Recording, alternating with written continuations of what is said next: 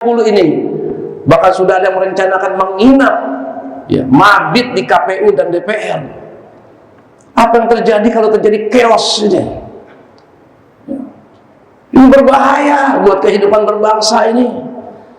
Yuk, dalam kondisi Ramadan ini kita doakan agar mereka semua melihat siksa Allah di hadapan mereka yang akan mengancam mereka, yang akan berkhianat pada amanat rakyat. Masya Allah, na'udzubillah, summa na'udzubillah. Saya tidak bisa bayangkan ini.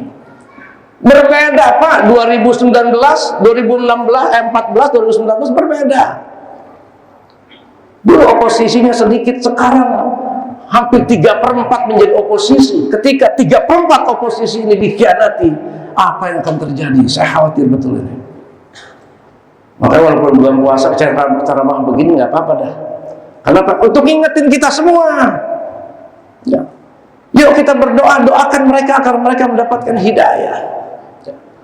Jadi itu ciri takwa adalah ada punya rasa takut kepada Allah, takut akan siksa Allah. Kemudian yang kedua menurut Ali bin Abi Thalib adalah ciri takwa yang kedua adalah wal amalu bitanzil. Orang yang bertakwa kehidupannya itu akan menyelarasi dengan Al-Quran dan sunnah-sunnah Nabi. Jangan Al-Quran diambil yang giliran yang untung-untungan aja buat dia. Kalau nggak untung nggak diambil. Ya. Sunnah juga begitu. Dipilah-pilih. Oh ini sunnah, oh ini wajib. Jadi jangan begitu. Apapun yang disunnahkan, apapun yang diwajibkan, semua adalah ketentuan syariat Allah dan Rasulnya. Nah, di bulan Ramadan ini kita selalu menselaraskan diri kita dengan Al-Quran dan sunnah-sunnah Nabi. Coba diperintahkan berjamaah. Di bulan-bulan lain sepi Pak. Ya, Isya tuh nggak segini nih, nggak segini. Saya sering Isya di sini. Tapi sekarang masjid mana yang bisa menampung jamaah, musola, sampai kandang ayam dipindahin untuk menjelang puasa. Kenapa? Tempat jalanan mau dipakai sholat. Seminggu digotong lagi kandang ayam, pindah lagi ke tempat semula. Kenapa? Jamaahnya udah kagak ada. Ya. Kandang ayam jadi korban di bulan puasa ini. Jadi seluruh hidup kita, orang-orang yang bertakwa itu akan menselarasi dengan aturan Al-Quran dan As-Sunnah. Minimal mendekati itulah. Nah, negara ini juga dibentuk, Pancasila ini juga hasil kesepakatan para ulama-ulama, ormas-ormas Islam saat itu.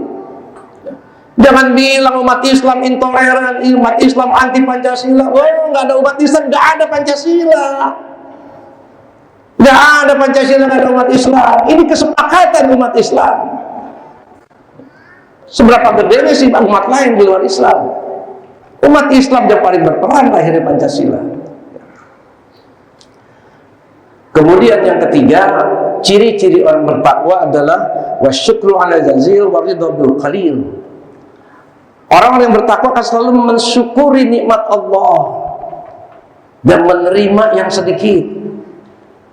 Orang yang bersyukur, banyak bersyukur, insya Allah tidak ada kata dengki, iri hati, hasad apalagi. Ini judul tema kita sebenarnya saya disajikan ceramah ini judulnya bahayanya hasad. Cuma ada pentingnya juga saya mengingatkan kita karena KPU belum selesai. Jadi saya geser sedikitnya temanya. Jadi orang yang banyak bersyukur, qanaah, menerima apa yang diberikan Allah, insya Allah nggak punya rasa dengki, rasa iri, rasa hasad. Kenapa? Selalu menerima apa yang Allah berikan kepada dirinya. Orang yang hasad itu orang yang nggak terima apa yang diberikan Allah. Tetangga beli motor uring-uringan, tetangga beli mobil pasang koyo kiri kanan meriang, ya. Tetangga di rumah diopnam karena serangan jantung. Ini bahaya nih orang yang hasad nih. Nah, orang-orang yang selalu mensyukuri nikmat Allah, insya Allah. Wa idza'adzana rabbukum la in syakartum la azidannakum wa la in kafartum inna 'adzabi lasyadid. Kalau kita bersyukur atas pemberian Allah, insya Allah Allah akan berikan yang lebih banyak. Tetapi kalau kita tidak bersyukur, maka azab Allah yang sangat pedih akan kita rasakan. Kemudian yang terakhir, Ciri-ciri takwa yang disampaikan oleh Ali bin Abi Thalib adalah wal isti'dad li yaumir rahil. Yang artinya selalu saja berjaga-jaga untuk menghadapi hari yang teramat panjang setelah kematian kita. Ini sering saya sampaikan di dalam malam-malam takziah. Kita seringkali ingat akan kematian, betul. Tetapi apakah menjamin orang-orang yang mengingat kematian akan selalu mempersiapkan dirinya menghadapi kematian? Belum tentu. Kita lihat tukang gali kubur, setiap hari gali kubur berapa orang? Apakah mereka menjadi orang-orang yang bertakwa? Belum tentu, Pak. Saya pernah, tetangga saya anak bayi meninggal karena orang miskin. Disampaikanlah ke sana, sama yang tukang biasa ngurus ke sana. Kata yang tukang ngurus ini karena duitnya nggak ada. Kata yang tukang ngurus kepada tukang gali kubur, apa nih di sini di Kemanisan? Lo gue nggak bayar dah karena yang meninggal bayi. Gue beliin anggur aja sebotol ya. Mau. Jadi tukang gali kubur nggak dibayar uang, dibayar sama sebotol anggur. Waktu itu belum ada yang seperti sekarang. Setiap hari dia menggali kubur jenazah, dia saksikan bahwa orang semua akan mati. Dan kalau orang meninggal dunia akan menghadapi sendirian di dalam kubur, nggak menjadi pelajaran. Kenapa hidayah? Maka kata Nabi, aksarum lil mauti dzikra. Sebaik-baik mukmin adalah yang selalu banyak mengingat kepada kematian. Wa asanuhum lima ba'dahu isti'dad. Jauh lebih baik dari mengingat kematian adalah mempersiapkan diri dalam menghadapi kematian itu. Itu ciri orang bertakwa. Dengan apa? Banyak beramal, banyak melakukan ibadah, baik yang wajib maupun yang sunnah, segala macam.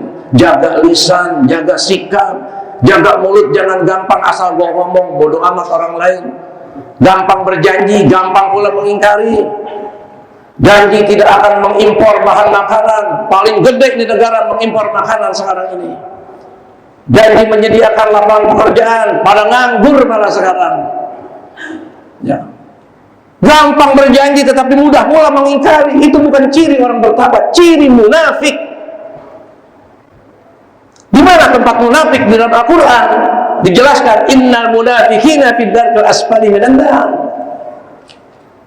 Orang-orang kafir, orang-orang yang durhaka, tempatnya ditaruh di atas api neraka. Tetapi di mana tempat munafik ditaruh? Di dalam bara api neraka itu dia ditempatkan. Itulah tempat orang-orang munafik. Innal munafiqina fid darkil asfali minan nar. Di paling bawah, di bara neraka, di surga tempat munafik. Nah ini jadi ciri-ciri takwa harus kita miliki. Yang seperti saya sebutkan tadi, mudah-mudahan ada salah satunya pada diri kita, terutama di bulan Ramadan ini. Hilangkan rasa dengki, iri, hasad, segala macam. Jangan sampai, karena itu berbahaya sekali buat kehidupan kita dan buat orang di sekeliling kita.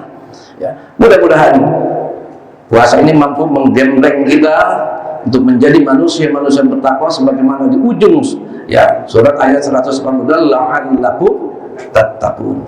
Mudah-mudahan bermanfaat. Nasrun minallah wa fathun qarib. Billahi taufiq wal hidayah. Assalamualaikum warahmatullahi wabarakatuh.